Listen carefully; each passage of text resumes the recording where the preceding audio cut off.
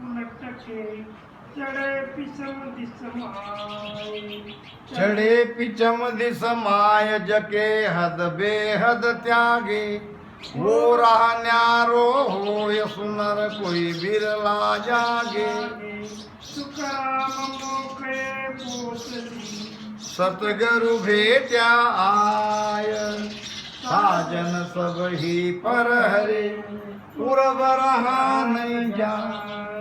अब इसमें सीधा सीधा ध्यान करने वाले के लिए महाराज का आदेश है, उपदेश नहीं कहेंगे हमें कि आपको नियंचर के साथ में बंकनाल से अमरलोक में जीते जी जाना है तो मेरे आदेश को पालन करो, मेरे वचन को मानो। साजन सब ही पर हरे, साजन नाम साधना, सारी साधना को छोड़ो। दूसरी बात, पूरब के रास्ते से मत जाओ, यानी श्वासा को ऊपर न चढ़ाओ। अगर हम श्वासा के द्वारा राम राम करते करते भी ऊपर श्वासा अगर चढ़ रही है तो ये भी पूरब का मार्ग होगा। जैसे कि मैं बताता आपको, क्या कर रहे हैं हम? राम राम तो कर रहे हैं मगर इसके साथ में हमारी श्वासा ऊपर आ रही है।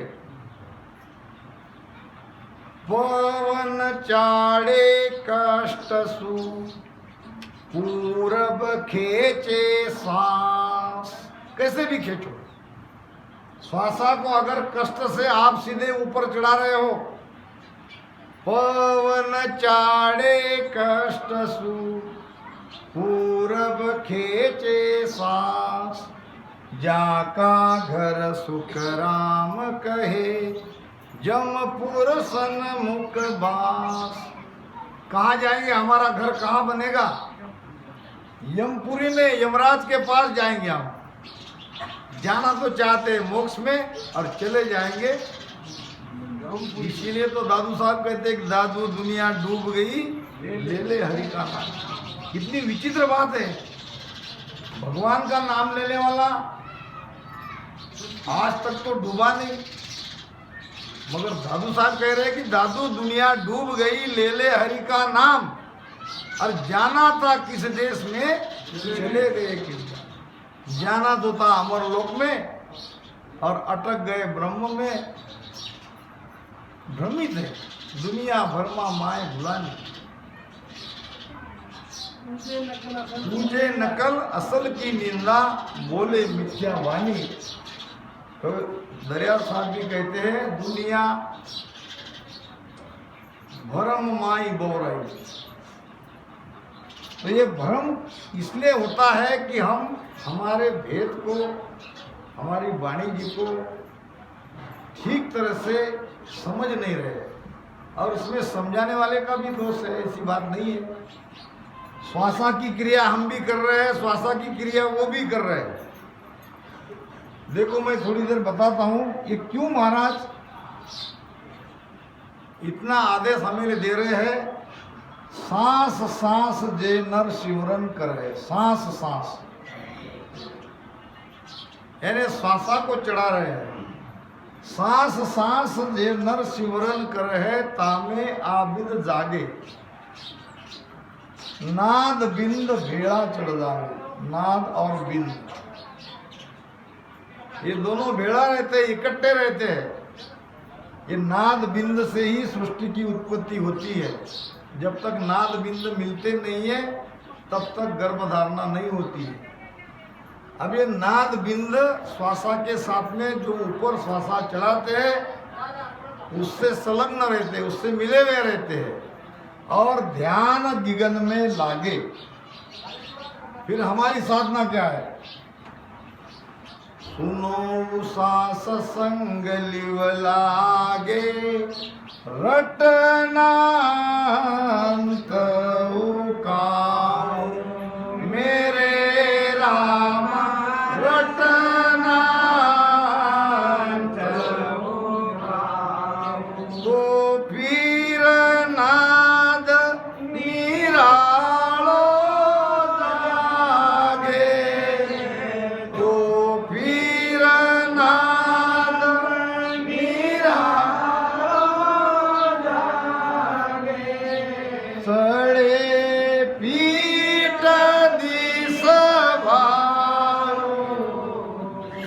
श्वास। अब श्वासा से तो हमारी जीवनी शक्ति शरीर में भीतर में प्रवेश करती है, श्वासा अंदर जाती है। अब उश्वास बाहर फेंकते हैं। इसको योग में कहते हैं अपान और श्वास को कहते हैं प्राण। प्राण और अपान दोनों अगर मिलते हैं, अगर ये अपान आपका बाहर नहीं जा रहा है गुदा से, तो वो मिलेगा प्राण को। तो प्राण अपान दोनों मिलके ये पिचम का रास्ता खोलेंगे और पिचम से हमारी वायु ऊपर पलटेगी, जिससे हमारा प्राण ऊपर चढ़ेगा। तो इसके लिए उश्वास में भजन करो, यानी पेट में ही भजन करो। श्वासा बाहर मत जाने दो, उश्वास बाहर मत निकलने दो, यहीं के यहीं भीतर में करो। सुनो उश्वास संगलीव लागे, रटना अंत उकाऊ। अंत नाम ज्यादा, उकाऊ नाम मुताबिर। जिसकी जिब्या ज्यादा चल रही है, राम राम राम राम राम राम राम राम, इसको कहते हैं उकाऊ। ये शब्द है उकाऊ। जिसकी जिब्या ऐसी उकाऊ हो रही है और श्वासा का पूरा नाभि में एक संग्रह हो रहा है, वो श्वासा नीचे उसका प्रेशर पड़ेगा और पीछन के रास्ते से वो पलटने लगेगी। तो इसलिए महाराज ने कहा है कि साजन सब ही पर हरो, पूरब रहा नहीं जाए, प्रेम प्रीत सु उलट के। अब इसमें क्या चाहिए? प्रेम चाहिए। कैसा प्रेम चाहिए? आया सोई विद चाहिए, दूजी झूठ उपाय। प्रेम प्रेम में फेर है, सुनो प्रेम को न्याय। कौन सा प्रेम चाहिए? प्रेम तो महाराज ने 5 प्रकार के बता दिए। अब इसमें कौन सा प्रेम चाहिए जिससे आपका मोक्ष हो जाए? प्रेम प्रेम में फेर है, सुनो प्रेम को न्याय। 4 प्रेम तो प्रेम हुए, जब लग झूठी चाव। अगर 4 ही प्रेम का आधार लेके आप भजन कर रहे हो, तो आपके अंदर वो चाहना ही नहीं है। अपने आप हम सिद्ध हो जाएंगे, हमारी चाहना नहीं है, हम जाना ही नहीं चाहते मोक्ष में। तब लग झूठी चाव, 5वां प्रेम कहावे। वागत जब घट होए, उलट हंसो तब जावे। ये 5वां प्रेम जब हमारे घट में आएगा, तभी उलट कर हम अमरलोक में जाएंगे। 5वां प्रेम क्या है? आया सोई विधि चाहिए। जिस विधि से हम आए, हमारे माता पिता ने जो प्रेम किया, जिस प्रेम से हम माता के गर्भ में आए, पिता के भ्रुकुटी से, बस वही प्रेम चाहिए। इससे कम प्रेम नहीं चलेगा। आया सोई विध चाहिए, दूजी झूठ उपाय। प्रेम प्रीत सु उलट के, चढ़े पिचम दिस माय। चढ़े पिचम दिस माय, जके हद बेहद त्यागी। हद नाम त्रिकुटी, बेहद नाम 10वां दान। यही त्रिकुटी और 10वां दान से बाहर निकल सकता है। वो राह न्यारो होए, सुनर कोई बिरला जाए। ये बिरले ही तो है। ये रास्ता बहुत न्यारा है, बहुत अलग है, और कोई बिरला ही इस पद तक पहुंच सकता है। सुखराम मोक जे पहुंच सी, सतगुरु भेटिया आए। अगर सदगुरु का शरणा मिला, आप कहेंगे यहाँ प्रेम की बात हो रही है, यहाँ रसना से राम राम रटन करने की बात हो रही है, यहाँ संकनाल बंकनाल की बात हो रही है, बीच में सदगुरु कैसे आए? ये सारी चीजों का आधार है सदगुरु। अगर सदगुरु नहीं है तो सारी साधनाएं बेकार। कहते हैं कि एक व्यक्ति धंधे में घाटा हो गया। जब धंधे में घाटा होता है या कोई परेशानी आती है तो दो ही जगह जाता है, या तो मंदिरों में जाएगा या सत्संग में जाएगा या आत्महत्या करेगा।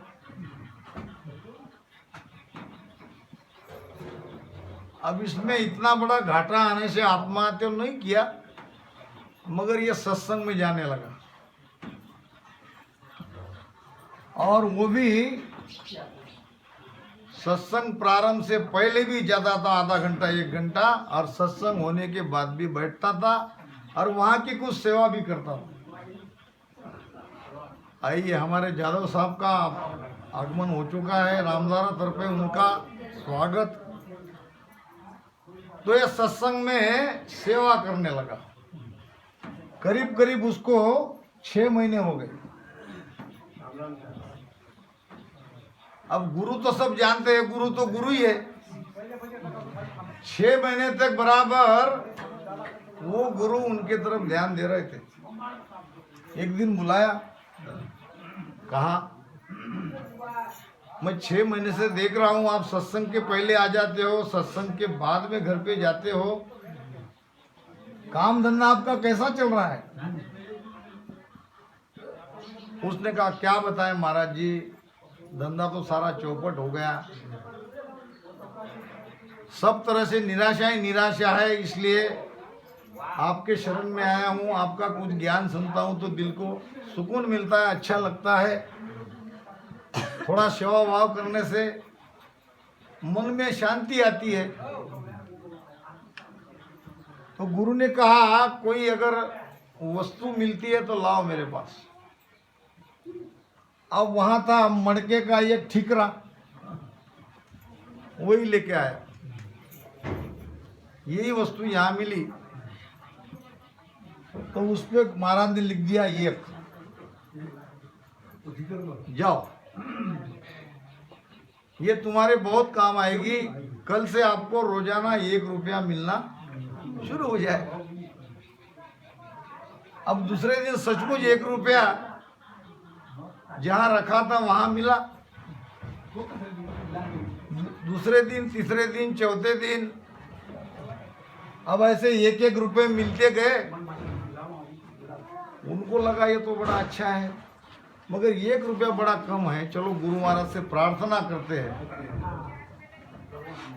वो लेके आया, महाराज बहुत कृपा आपने करी, मगर ये थोड़ा 1 0 बढ़ा दो बस, और कुछ नहीं चाहिए भाई, इतनी कृपा करो। अरे लाओ, लाए क्या हो, मुझे क्या है, 1 दे दिया, अब 10 मिलने लगे। आदमी कभी संतुष्ट नहीं होता है, उसको इंद्र का पद भी दिया जाए तो भी मन कभी संतुष्ट नहीं होगा। मन का अर्थ ही वही है कि एक जगह ना रुके। फिर कुछ दिनों बाद आया, 100 रुपये करा के ले गया, और कुछ महीनों में आया, 1000 रुपये करा के ले गया। रोज के 1000 रुपये मिलने लगे। अब रोज के 1000 रुपये मिलने लगे तो इधर सत्संग में जाना भी कम हो गया। ये तो होता ही है, स्वाभाविक है। माया भक्ति एकटी भेड़ी नहीं रहे, और इन कारण सुखराम कहे जन को दुख देवे। 15 दिन 20 दिन बाद नहीं आता था। गुरु महाराज तो बराबर देख रहे थे, और आया 15-20 दिन के बाद गुरु महाराज बहुत ही कृपा करी आपने, मगर थोड़ी एक और कृपा करिए, 1 0 और बढ़ा दीजिए। अरे लाओ लाओ, बहुत अच्छी बात। 10,000 रुपये मिलने लगे। अब 2-2 महीने नहीं आ रहा। कभी आया, थोड़ी देर रुका, पहले तो सेवा कर रहा था, झाड़ पोछ कर रहा था, अब 2-2 महीने नहीं आ रहा, जबकि उसको 10,000 रुपये रोज के मिल रहे। अब मन में आया कि थोड़ा 1 0 और बढ़ा ले, मगर जल्दबाजी हो जाएगी। 1 दिन रुकेंगे, 4-6 महीने के बाद आया गुरु महाराज, अरे आजकल तो आप दिखते नहीं, क्या करे बाबू जी, आपकी मेहरबानी है, इतना सारा धन रोज का मिल रहा है, धंधा बढ़ गया और काफ़ी उलझन हो गई, इधर में समय नहीं मिल रहा है, फिर भी समय निकाल के आपके पास आया हूँ, जैसे कि उनके ऊपर उपकार किया, थोड़ी कृपा करिए, केवल 1 0 बढ़ा दीजिए। अच्छा लाए हो, लाया तो हूँ साथ में। अब गुरुजी ने वो 1 को ही काट दिया। 10-10 हजार रुपए तुमको रोज के मिलने पर भी तुम तो आश्रम में आना ही छोड़ दिया और 1 0 बढ़ाने के लिए ला रहे हो। तो 1 निकल गया तो सारा 0। एक है सदगुरु, और सदगुरु के बाद यह है तुम्हारी साधना, फिर तुम्हारी रहनी करनी, तुम्हारा भजन, तुम्हारा सत्संग, तुम्हारी आरती।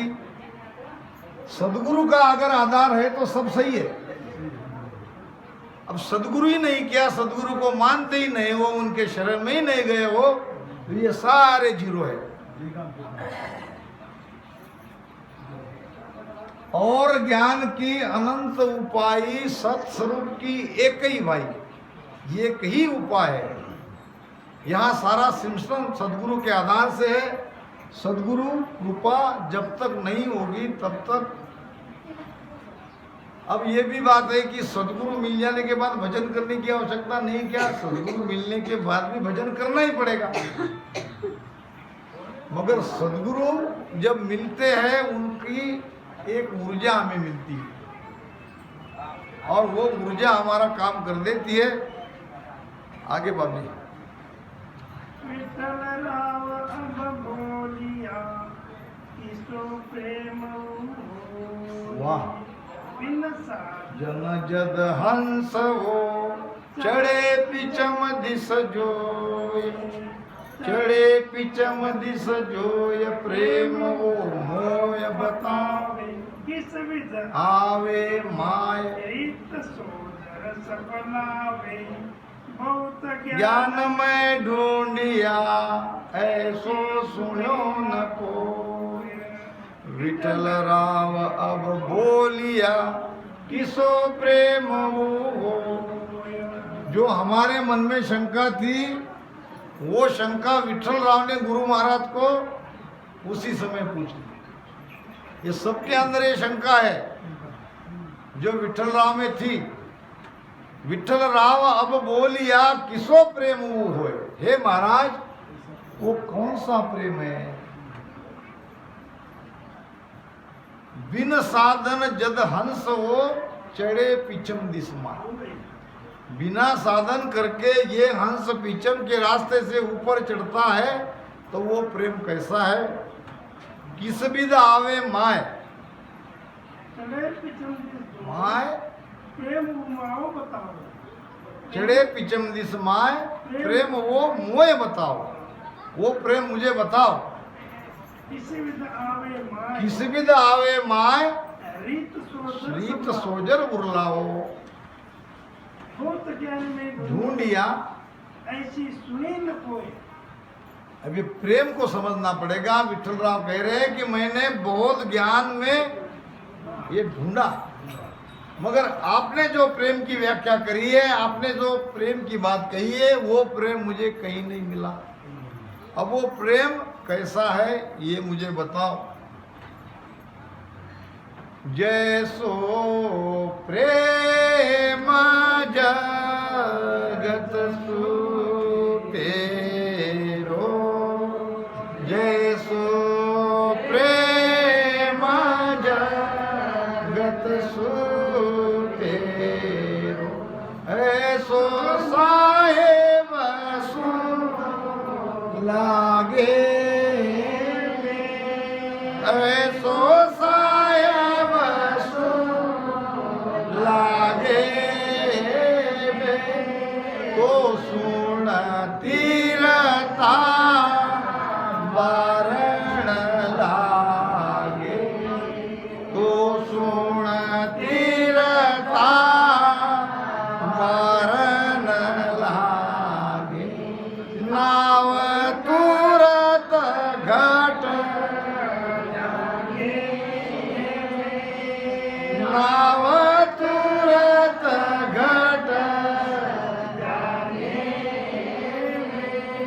जैसो प्रेम जगत सु तेरो। जगत का प्रेम यानी क्या? हम ये जगत में क्यों टिके हैं? दो बातें हैं, एक है प्रेम और दूसरी है आशा। अगर ये दो बातें अगर नहीं है तो संसार जीरो हो जाएगा। किसी एक कवि ने अपनी कविता में लिखा कि संसार में तो सब जगह दुख ही दुख है, फिर भी लोग इतने सुखी कैसे दिखते हैं। अब उस कवि ने कहा कि मैंने पहाड़ों को पूछा, मैंने नदियाँ को पूछा, मैंने जंगलों को पूछा, मैंने मैदानों को पूछा कि ये संसार में तो कोई सुख नाम की वस्तु है नहीं, फिर इतने लोग सुखी कैसे हैं, आनंदी कैसे है। तो आखिर में जवाब आया कि केवल आशा के कारण हम सुखी हैं। आशा, आज नहीं मिला तो कल मिलेगा, ये साल अच्छा नहीं गया तो अगले साल अच्छा गया। हम आशा लेकर जीवित हैं। महाराज कहते हैं कि आशा राख कहो क्या लेसी चार दिना के, और जाके लिए अड़े नर अंधा। ये आशा के बारे में एक छोटा सा दृष्टांत बता दूं, फिर विषय में जाएंगे। वो रस्सी पे चलने वाला जो खेल करता है, क्या कहते हैं उसको? कोलाटी। ये कोलाटी था और उसकी सारी प्रॉपर्टी एक गधे पे ले जाती। इतनी उसकी कुल संपत्ति क्या? 2-3 लकड़े, एक ढोल और एक बांस। अब गांव-गांव में जाके वो खेल करता था और कभी कभी अपने गांव में आ भी जाता था। उसने पाला था एक गधा और अपनी लड़की को रस्सी पे चलाता था, लोगों को खेल दिखाता था। और वो लड़की को रस्सी पे आते जाते देख लोग पैसा देते थे। अब वो पैसे से उसका पेट भरता था। अब ये गधा वो खेल देखता था और लड़की और उसके पिता में क्या बातचीत होती थी ये भी सुनता था। अब एक दिन ये कोलाटी आया अपने गांव में, और गांव में आने पर गधा तो खुला हो गया, उसको कोई काम नहीं। ये गधे का दूसरा मित्र था, एक गधा जो धोबी का गधा था। दोनों की मुलाकात हुई, राम राम राम राम, तो हालचाल तो पूछते हैं। धोबी के गधे को पूछा कि भैया कैसा चल रहा है तेरा? उसने कहा बहुत अच्छा, कोई काम ज्यादा नहीं है, कपड़े के गट्टर धोबी डाल देता है, नदी तक ले जाता हूँ, फिर वो कपड़े धोता है, सुखा के वापस लाना पड़ता है, छुट्टी। फिर धोबी के गधे ने उसको पूछा तुम्हारा हाल तो बड़ा खराब दिख रहा है, तुम्हारी पीठ तो अंदर धस गई, इतने दुखी कैसे? तो मैं क्या करूं, बड़ी तकलीफ में हूं, मेरा मालिक बहुत निर्दयी है, एक जगह से दूसरे जगह जाता है, सारा सामान मेरे पीठ पे लादता है, ऊपर से वो भी बैठता, उसकी लड़की भी बैठ जाती है, और इतना सारा करके थक जाता हूं। फिर उसने कहा तुम छोड़ क्यों नहीं दे अपने मालिक को, इतनी पीड़ा है, इतनी कष्ट है, छोड़ देना चाहिए। अब गधा कहने लगा छोड़ तो देता, लेकिन थोड़ी सी आशा है। अब इतने दुख में भी क्या आशा है? आशा है मेरा मालिक उसकी लड़की को कहता है कि बराबर चल, नहीं तो इस गधे से तेरी शादी कर दूंगा, बराबर रस्सी से चल, नहीं तो इस गधे से तेरी शादी। और मैं ये रोज सुनता हूँ, मुझे लगता है कभी न कभी तो ये गिरेगी, अब गिर जाएगी तो लड़की से शादी हो जाएगी। इसीलिए मैं ये सारा बोझ, अब ये गधा कोई दूसरे नहीं है, हम ही तो गधे हैं। संसार में सुख की आशा ढूंढ रहे हैं, संसार में सुख कहाँ है। महाराज कहते हैं आशा राख कहो क्या लेसी, 4 दिना के ताई रे, जाके लिए अड़े नर अंधा, छोड़ चला चिन्मयी। भगवान गौतम बुद्ध कहते हैं संसार में वो धन्य है जो निराश है, जिसकी आशा ही नहीं है, जिसको कुछ चाहिए ही नहीं है। वो तो सबका बादशाह का बादशाह है। चाहिए वाले कभी सुखी नहीं रहेंगे। जिसको कुछ चाहिए, संसार से मतलब है, तो संसार में टिकने का कारण है ये आशा।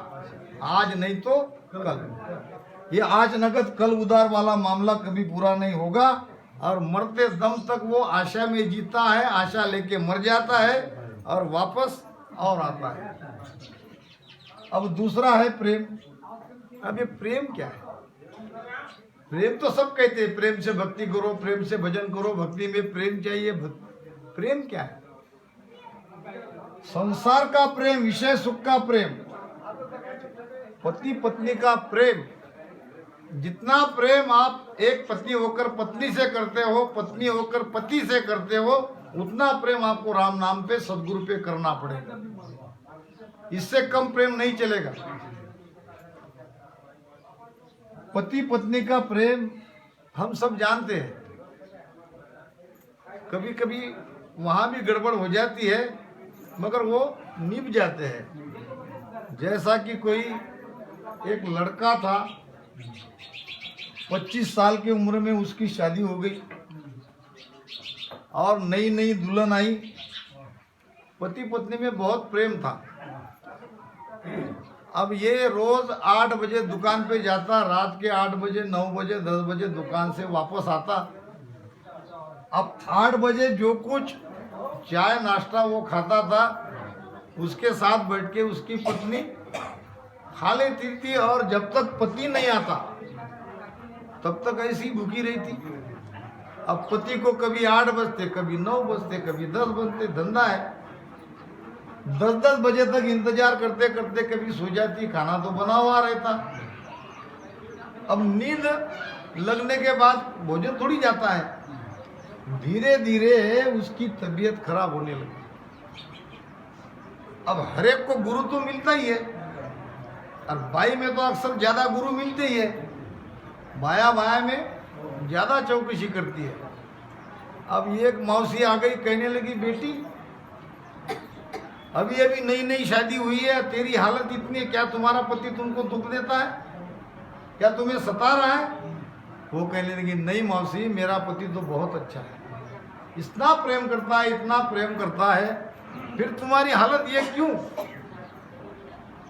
कि मेरे पति कभी 10 बजते हैं, कभी 11 बजते हैं, और सुबह से खा के बेचारे चले जाते हैं। वो वहाँ भी कुछ नहीं खाते, और उनको छोड़ के खाने का मन।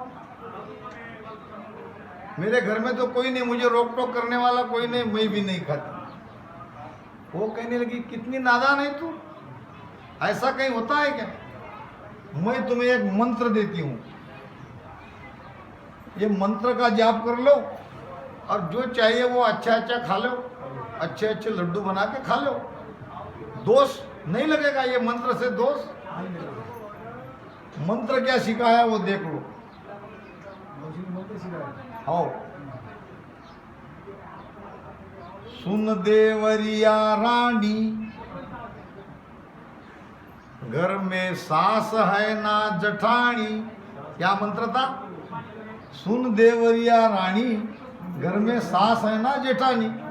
तो सास भी नहीं है, जेठानी भी नहीं है। जेठानी समझते ना, बड़ा भाई नहीं है तो बड़ा भाई की बहू नहीं है, तो जेठानी भी नहीं है, सास भी नहीं है। अब ऐसा शास्त्र में नियम है,